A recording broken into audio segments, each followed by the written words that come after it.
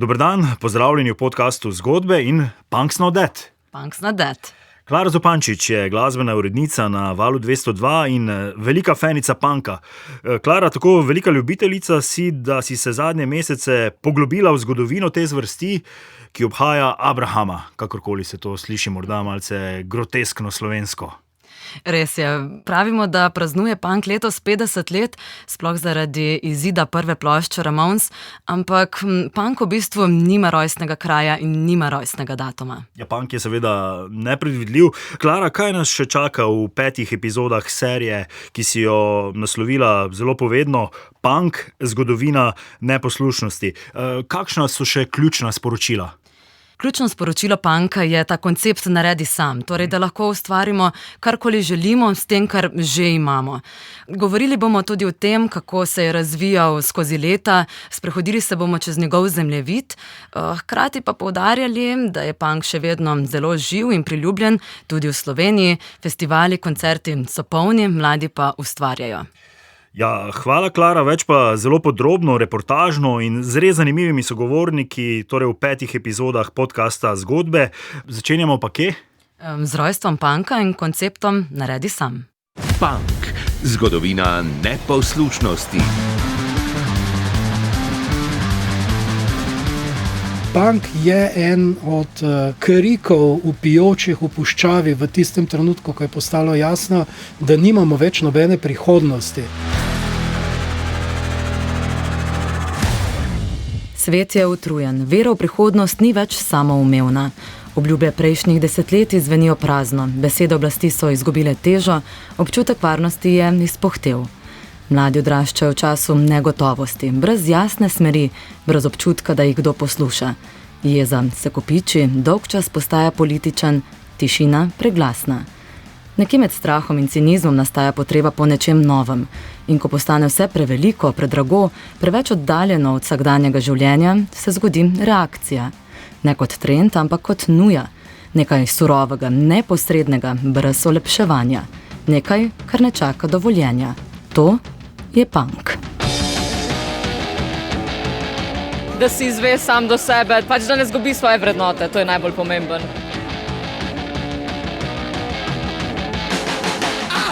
Hipijski optimizem se je izpel, vera v sistem je mrtva. Razredi so ostro razslojeni, mladina nima perspektive in nima glasu. V zraku je jeza in dolgčas. Politično gre za čas hladne vojne, strahu pred jedrsko katastrofo in globoke krize zaupanja v oblast.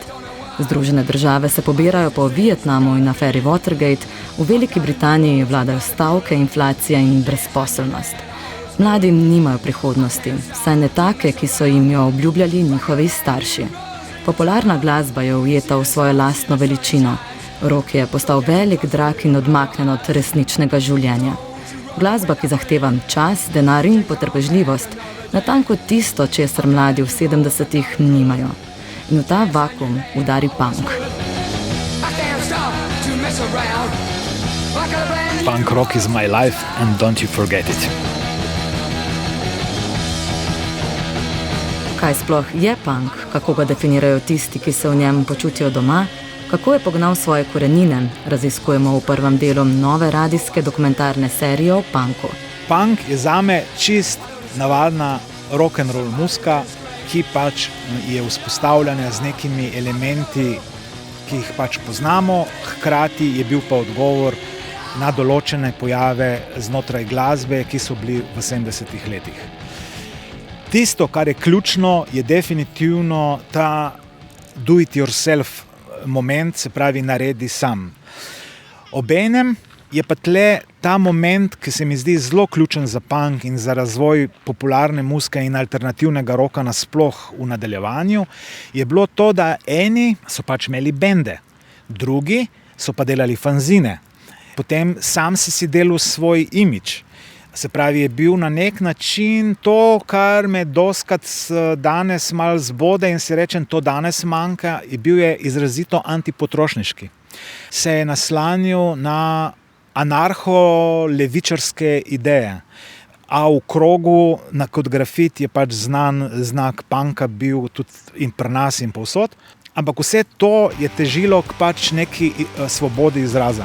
da pač povem, kaj si mislim v tem trenutku, kaj me tare, kaj bi rad spremenil in tako naprej, kdo so moji sovražniki.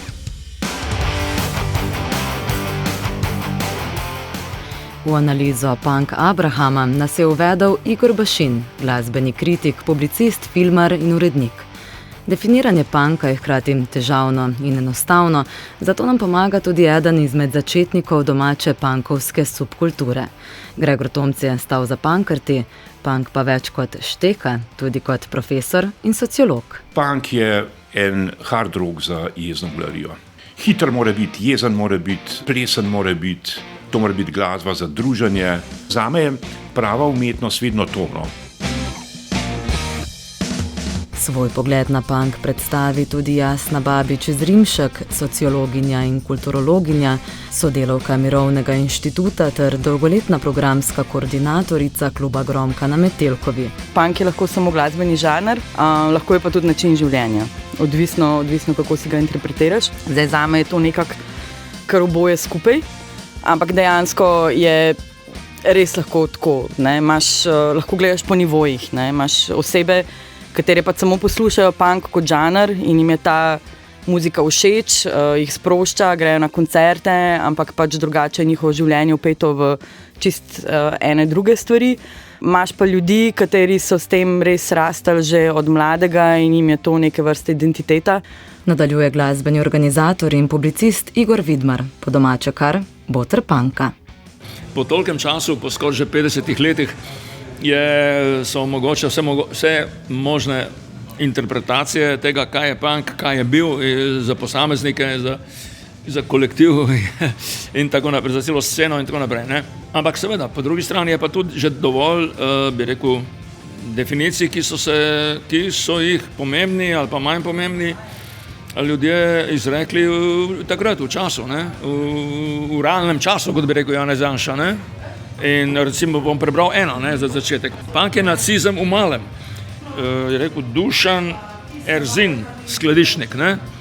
Potem ena, recimo, ki mi je zelo všeč, mi je zelo blizu, gre za radikalno dinamično projekcijo čutno poudarjene kritične zavesti o našem času. To velja še danes za punk. Ne? Izrekel je pa to Tomaž Brejc, doktor Tomaž Brejc, doktor umetnostne zgodovine, izvrsten poznavalec umetnosti. Bom rekel, zame je bil punk spet, bi rekel, večplastna zadeva, ne? Ampak to je bila, bi rekel, ena individualna drža, ne? Ki si je pač izbrala punk kot svoj način, da rečem, odzivanja na družbo, kot en od načinov, kako bi rekel, vzpostaviti lastno identiteto ali pa nasproti drugim. Ne. Režim je eno, ne. To je politika, ne, dajmo reči, to je sistem in tako naprej pa še. Ampak potem seveda vemo, tukaj so še drugi sistemi, konec koncev, tu so še starši, tu je šola, tu je potem služba recimo, ker mnogi so bili tudi že v službah, ali pa so izstopili iz služb, kot recimo Esad Babačič, potem ko je enkrat se lotil punka oziroma, ne. Diapazon je zelo širok. V eni točki so se tudi, bi rekel, se je en del mulk tudi opredelil za ta imidž, za to, da se deklarirajo kot punkeri, kolikor so pa dejansko bili v smislu, da so, kot se reče, živeli punk, ne? Če tudi ta fraza je tudi precej zguljena in jo je treba malce jemati z tono soli, ne? Je pa drugo vprašanje, ne, verjetno tega ni, ampak seveda je pa tudi vplivalo, ne, ni bilo to brez tveganja, ni bilo to, da bi se zdaj, jaz sem pa punk tako kot šminker, ne, da rečem šminkam punk. Na začetku, se pravim, zame čisto osebno, ne, je bila pa to res ena taka epifanija, kako razodetje, kako se temu reče v biblijskem jeziku.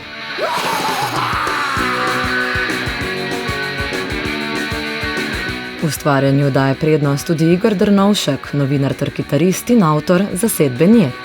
Vsaka oblast pomeni policija, vsaka policija orožje v svojih rokah, vsako orožje prinaša trpljenje, vsako trpljenje se prevrže v upor in vsak upor. Punk za vsakega nekaj pomeni, po moje, zelo individualno. Ne.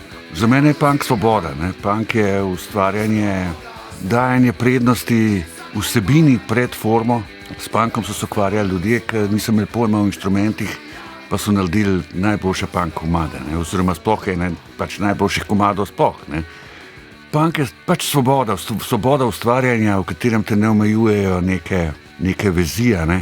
ti jih postavljajo korporacije ali karkoli, ali založbe. Ali v tem smislu je to ena taka forma, ki bo po mojem vedno lahko obstajala. No.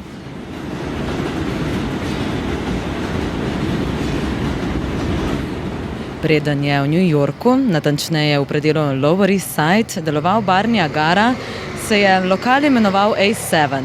Med letoma 81 in 84 je bil A7 neuradni sedež newyorške hardcore scene.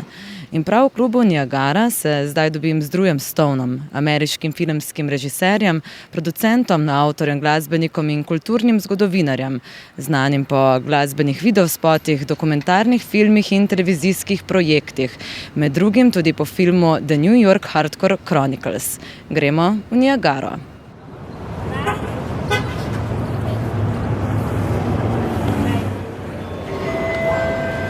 I think my definition of punk is just having a free spirit and not particularly adhering to any rules or any authority and just being yourself. Moja definicija punka je imeti svobodnega duha, ki ni pogojen s pravili in avtoriteto, temveč temelji na tem, da si to, kar si. V tem smislu je punk podoben hipijevskemu etosu 60-ih let. Gre za gibanje, ki ga vodijo mladi. Zame je punk skupnost in kultura. Morda je ta definicija nekoliko neopredeljena, vendar prav zato vsem pušča prostor za interpretacijo. For everybody's interpretation, but for me, it's the community, it's the culture, it's what you make it, and it's yours.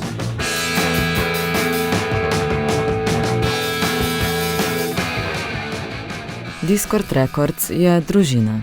Pred leti me je v Washingtonu DC, kjer se je vse začelo in kjer glasba založbe Discord živi še danes, sprejel Ian MacKaye. Preprosta stavba, pred katero je bila posneta ikonična fotografija zasedbe Minor Threat, je polna zgodovine, ki jo Ian skrbno arhivira in dokumentira.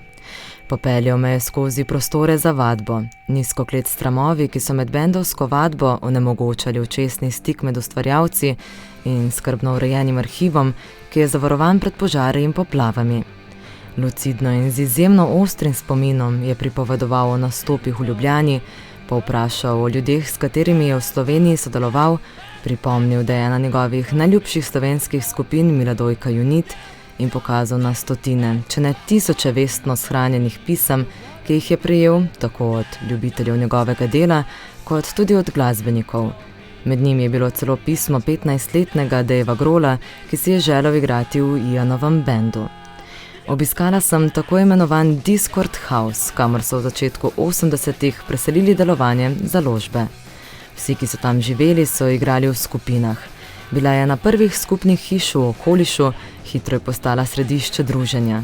Ljudje so prihajali dan in noč in velikokrat so kar mimogrede pomagali sestavljati ovitke plošč in zlagati liste z besedili. For me, when I first heard about punk rock in 1978, the message I think I received was one of self-definition, meaning you can define for yourself.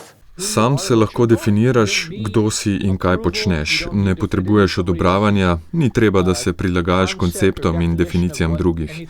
V primeru Washington DC-a v punk rocku so bili nasveti drugih vedno podobni. Če želiš biti v punk bandu, se moraš preseliti v New York. To je bilo absurdno. Če ti je dolgčas, če si kreativen, če te vodi strast, si frustriran, vse te odlike so lahko recept za glasbo, ki je ne pogojuje geografija. These are not geographic terms.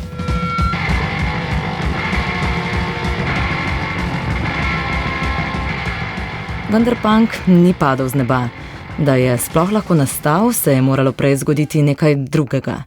Tehnološki razvoj je omogočil nekaj ključnega, glasnost brez privilegija. Elektrificirani inštrumenti niso ustvarili punka. So pa ustvarili okoliščine, v katerih se je punk lahko zgodil, pripoveduje dr. Rajko Muršič, kulturni antropolog in etnolog. takoj ko se elektrificirajo glasbene zasedbe takratnega časa, v bistvu sporedno so tekli 3 procesi pri elektrifikaciji. Ne? Eno je mikrofon in ojačanje glasu. Takrat se je začel popolnoma drugačen model petja, ne? Ni več tisti bel canto, ne? Ki je moral preglasiti cel orkester, ampak si ti lahko uporabil glas od zelo nežnih vokalov do vreščanja. Ne? Sporedno s tem se je začelo ojačevanje kitar, ne? Torej predvsem akustične kitare, ki so ji dodali tako imenovan pick-up oziroma magnet, ne? Dokler se ni integrirala skupaj s tretjo inovacijo, to so pa bobne, komplet bobnov. Ne? Ta je najstarejši od teh 3 inovacij. Ko imamo komplet bobnov postavljen na sceni, pa lahko ta zadeva postane neke vrste katedrala, ne? Z ogromnimi zidovi, zvočnimi, ki zadene v jedro. Ne? Po drugi svetovni vojni se je k temu dodal še dodalo centralno ozvočenje, to, čemur po angleško rečemo sound system, tam v 50 letih, z dovršitvijo v 60 letih, in to je bil potem temelj tistega zvoka, ki te zadene, no, iz odra. Tudi beseda punk je že obstajala pred punkom, ne? To je garažni punk, ne? Garage punk, še tam 66, 67, predvsem v Detroitu in v tistem industrijskem delu Združenih držav Amerike, z glasbo, ki je v bistvu vsaj nekoliko korespondirala s tem, kar je pozneje postal punk. Ne?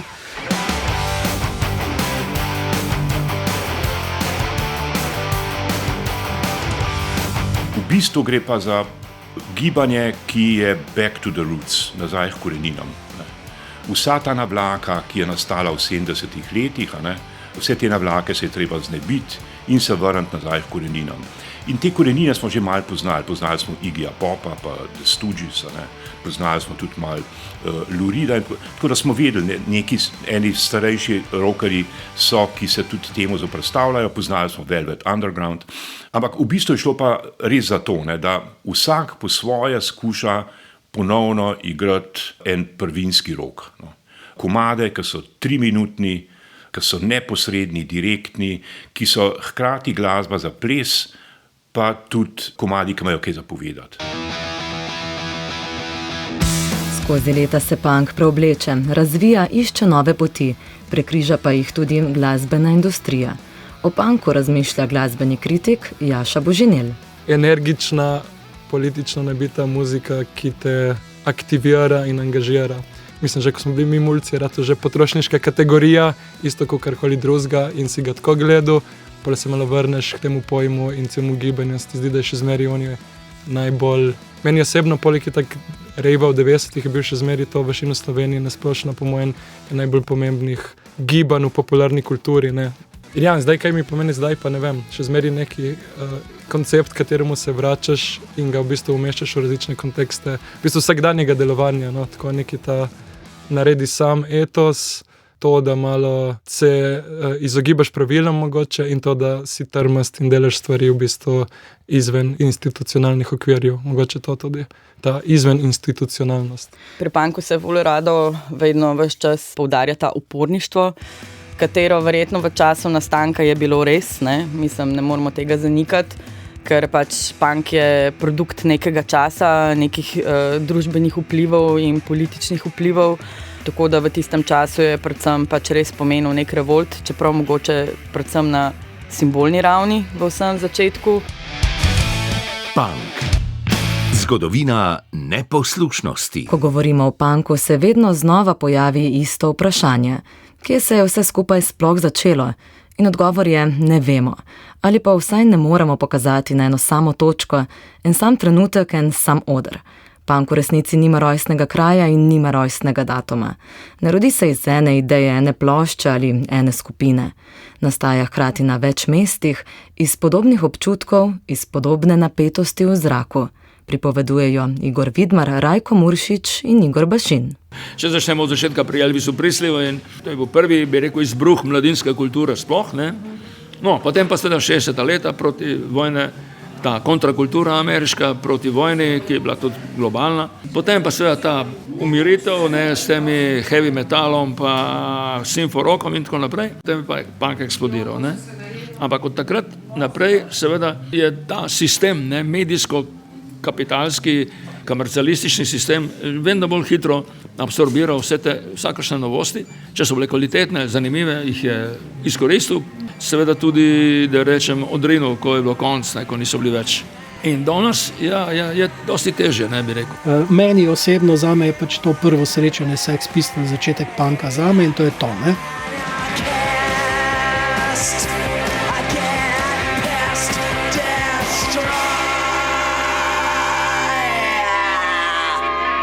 Bilo je pa kar precej bendov različnih, predvsem v Združenih državah Amerike, ki so izvajali glasbo, iz katere lahko črpamo različne vidike punka, ne. Meni recimo, za razliko od teh, ki postavljajo v ospredje samo Ramones, kakšen drugi bend iz tistega časa, bi jaz posebej omenil bend Television, ki ni punkovski, nikoli ni bil punkovski, še posebej zato, ker sta dve kitari igrali popolnoma ne punkovsko, ne. Ampak Television je pa po nastopu, po duhu, ne, tisti protopunkovski bend, v katerem pevec na nek način ponese en čar tega nastopa, ne, in združuje tudi artistične elemente, ne. Punk se namreč deli na ne to, da se je potem da je vplival na praktično vsa glasbena strujanja tistega časa, ne, od popa do jazz rocka. Punk ima dve jedrni komponenti, katere ena je v Veliki Britaniji precej po krivici prezrta, vsaj v nekem smislu, ne. To je delavsko razredna, torej tista, ki izhaja iz izkušnje interesov delavskega razreda. Druga je pa artistična oziroma umetniška, ne. To so pa ljudje, ki so od 60 let naprej tvorili samo jedro, predvsem za Britanijo, zdaj govorim, specifičnega britanskega razvoja roka, povezanega z umetnostjo, ne. David Bowie je mogoče najbolj tipičen primer tovrstnega umetnika, rockerja, ne. Fascinantna figura seveda v zgodovini popularne glasbe, ampak v njegovih zgodnjih začetkih, podobno kot Pink Floyd in podobni bendi, so izhajali iz tega umetniškega, artističnega okolja, ne, umetniških srednjih šol oziroma gimnazije, ne. In tudi punk je v marsičem, predvsem britanski punk, izšel iz tega, ameriški pa ne toliko iz umetniških gimnazij, ker jih pač ni bilo na ta način kot v Združenem kraljestvu, ampak bolj iz umetniškega okolja, iz okolja, v katerem so bili umetniki, ne. Konec koncev se je pevec Television imenoval Verlaine. Ne po naključju, ne, mislim poimenoval Verlaine, ne. Tako da imamo ti dve komponenti, ki sta vzporedni, ampak jo moramo tudi jemati nekoliko neodvisno, ne. Pub rock v Veliki Britaniji, ki je precej starejši od punka, ne, se začne v poznih 60 letih, slovensko rečemo temu gostilniški rock, ampak mi te izkušnje in prakse pri nas nimamo, ne. Gostilne niso nikoli ponujale prostora za bende in za igranje, v Angliji pa je bilo ravno obratno, niso imeli samoniklih prizorišč razen gostiln, kjer so lahko igrali, in ta struja je bila delavska, ne. Tako da delavski razred se je pa navezoval tudi na karibsko muziko, ne. Torej govorimo o skaju in pa potem reggaeju vmes, ne.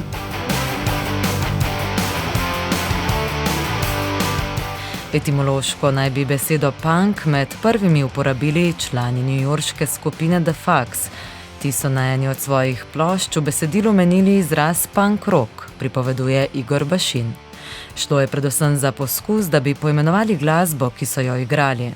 Kasneje je izraz začel uporabljati tudi ameriški glasbeni kritik Lester Bangs, ki je v reviji Krim z njim označeval skupine underground scene. Ne pozabimo še na Patti Smith, pa ne pozabimo na Television, pa konec koncu pridejo tukaj že Ramonsi, se pravi, tle imamo zmerom tako zelo gibljivo, neulovljivo sceno, ki se pojavlja pač v večjih mestih, hkrati se pa pojavi tudi v manjših mestih. In tle recimo jaz zelo rad omenjam en band, recimo kot so bili Rocket from the Tombs, to je bil band iz Clevelanda, iz njega je potem nastala zelo vplivna zasedba Pere Ibi, z Davidom Thomasom na glavnem vokalu. Tle je bil še zraven zelo kratek čas en človek, ki je potem kasneje ustanovil zelo pomemben punk band Dead Boys, to je bil Cheetah Crom. v bistvu vidimo, da so se neki premiki začeli dogajati že v bistvu pred tem uradnim začetkom punka. In vsa ta zgodba nas poduči, da noben pojav se ne zgodi kar naenkrat in od nikoder, ampak ima zmerom neko svojo predzgodbo, da prvega nikoli ni. Ampak šele, ko postane nek, recimo, širši pojav, lahko začnemo govoriti o globalnem pojavu. Do takrat pa v bistvu je punk deloval na zelo majhni lokalni sceni. Igor Bašin poda primer vpliva punka, to je zgodba iz Manchestra. Prvi koncert skupine Sex Pistols v mestu je navdihnil prihodnje člane Joy Division, da so ustanovili svoj bend. Tako se je ideja širila iz mesta v mesto. Zato tudi na vprašanje, kdaj se je punk zares začel, ni enostavnega odgovora. Bašin ga razume kot tretji val elementarnega rock'n'rolla. Prvi val predstavljajo pionirji 50-ih let, kot sta Elvis Presley in Jerry Lee Lewis, drugi val pa britanske skupine 60-ih let ter garažni rock. V 70-ih se v Veliki Britaniji pojavi še pub rock, surov rock'n'roll, ki so ga bendi igrali v majhnih klubih in pubih. Te skupine so že jasno napovedale, da se bo kmalu zgodilo nekaj novega. Vse to nas pripelje do tretjega elementarnega vala in to je ta punk, ampak zaradi njegove škandaloznosti, senzacionalizma, ki je nastal, se dostikrat zdi, da je to kar od nekod prišlo. Od nikoder in povsod, za vsakogar pa ta začetek pomeni nekaj drugega. Drew Stone začetke povezuje z zasedbo Ramones.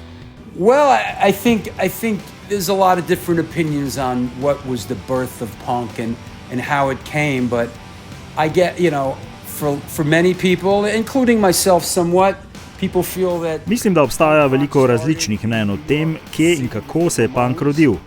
Za številne, tudi zame, pa je odgovor precej jasen. Vse se je začelo v New Yorku z Ramonsi. Seveda niso bili edini. V New Yorku je bilo že prej veliko zasedb, ki bi jih danes lahko označili za protopunkovske skupine, ki so odlakovale pot punk rocku.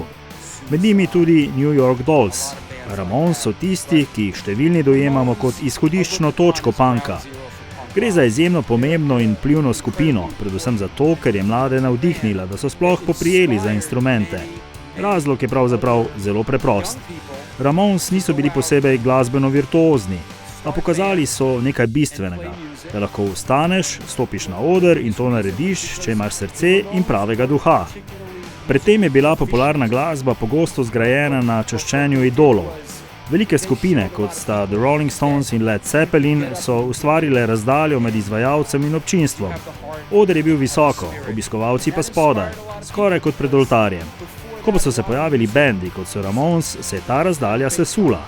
Občinstvo se je zasedbo lahko poistovetilo. Povezanost je bila neposredna, skoraj popolna. Lahko bi rekli celo to. Bend je bil občinstvo in občinstvo je bilo bend. To je nekoliko pozneje navdihnilo tudi mene, saj nisem bil rojen glasbenik.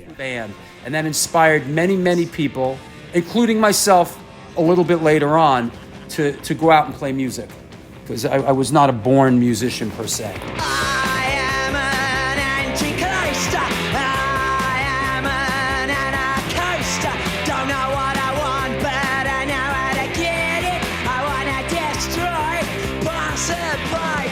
Ključno leto za punk pa je bilo leto 1976, torej pred 50 leti.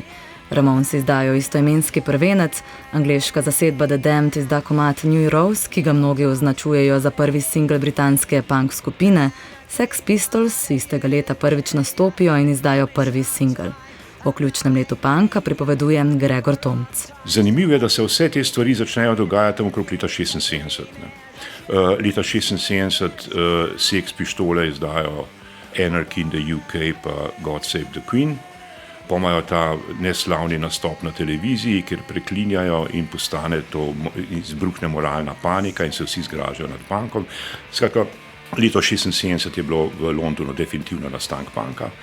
V New Yorku je bila situacija že drugačna. Tam ni bilo toliko odklanjanja, bi rekel, obstoječe družbe kot v Angliji, kjer je bilo povezano z ekonomsko krizo. Tako da je v New Yorku punk čist drugačen. Rečemo, če vzamemo sam Ramonse, kot najbolj značilne predstavnike.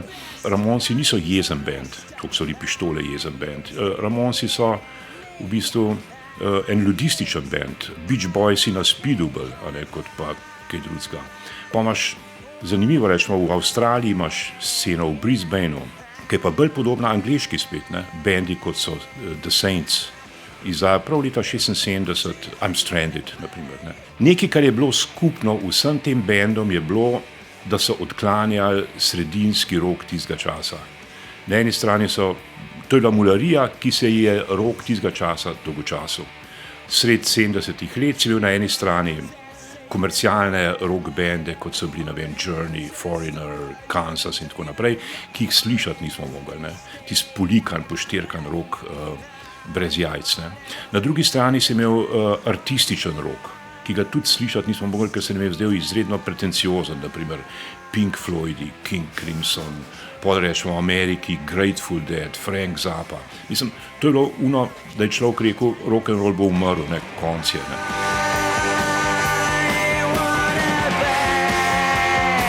No in potem, kot rečeno, berem o tem, da so še eni mladi ljudje, ki jim je to dolgočasno in zame je bilo to res osvobajajoče, ne? Da nisem sam, ne? Da je še nekdo drug, se mu to dolgočasen zdi.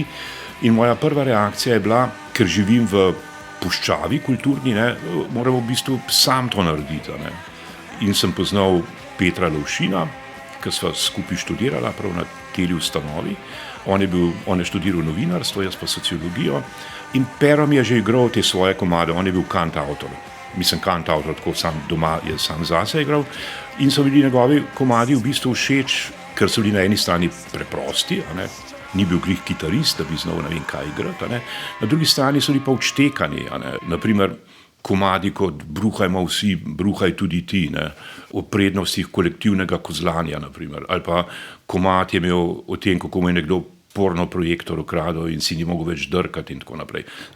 Take stvari, ki so bile leta 76 v Sloveniji nepredstavljive. Ne. V Sloveniji smo imeli takrat Tomaža Pengova. Ne. Tomaž Pengov, ki je bil ena kombinacija Boba Dylana pa Donovana. Ne. Pa na drugi strani smo pa ta progresiven rock buldožerjev, ne, ki je nam šel pa prav tako na živce. Ne. Tako da sem takoj vedel, Pero je ta prav, in sva se dobila in sem rekel, bral sem o punku, da je treba sam še zvedeti, pa to je. Ne. Obema je bilo iz tega, kar sem povedal, všeč. Tako da sem šel v London in sem šel na par koncertov, sicer nisem nič pomembnega videl, no, ampak kupil sem pa vse plate, takrat, vse vinilke. Sex Pistols so takrat 2 singla izdala, kot sem rekel, Anarchy in the UK, pa God Save the Queen. Clashi so ravno kar izdali White Riot, pa sem kupil pa še par kompilacij. Drugega načina ni bilo v Sloveniji, da priješ do plošč. To so bili časi, ko v trgovinah nisi nič dobil, na radiju se ni nič vrtel. Bil je en državni radio, to je vaš, Val 202, ki je izrazito odklanjal rock glasbo. Ničesar ni bilo in če si hotel do plat prideti, si mogel tudi tujino.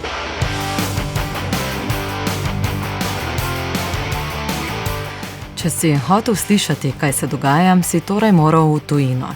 Po dokaz, da ta glasba sploh obstaja. Prvo epizodo radijskega dokumentarca o punku zaključuje prav punker, pevec skupine Carina, voznik taksija, Marin Rosič. Mama je šla turistično v London in to takrat, ko je plošča išla, 77. In sem ji napisal, da mi prinese, 5 plošč, ne. In sem takrat ji napisal, kaj še T-Rex, Slade, Status Quo.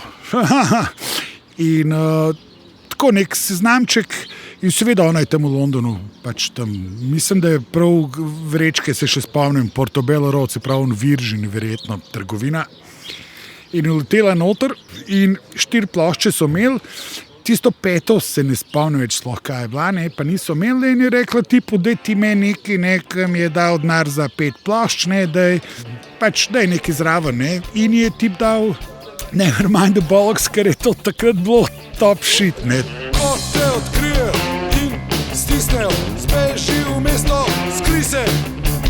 Ko te odkrije in stisnejo, zbeži v mesto, skri se.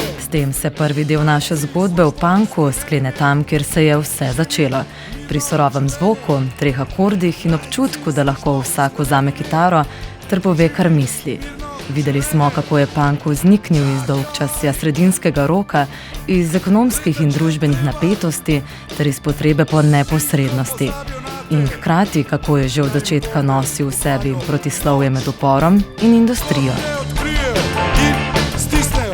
To je bila prva epizoda radijskega dokumentarca o punku Zgodovina neposlušnosti v produkciji Vala 202. Pripravljam ga Klara Zupančič, pomagajo mi Vida Lestan, Luka Hvalc in Mirta Berlan. Priporočam, da se naročite tudi na podcast Zgodbe. Pot bomo nadaljevali po zemljevidu punka, njegovih prostorov in preobrazb, ter raziskali, kako se je skozi desetletja razvil nove izraze, nove zvoke in nove oblike upora. Punk's not dead. Do naslednjič. Punk je biti individualen, punk je biti stopati iz normale, biti ti.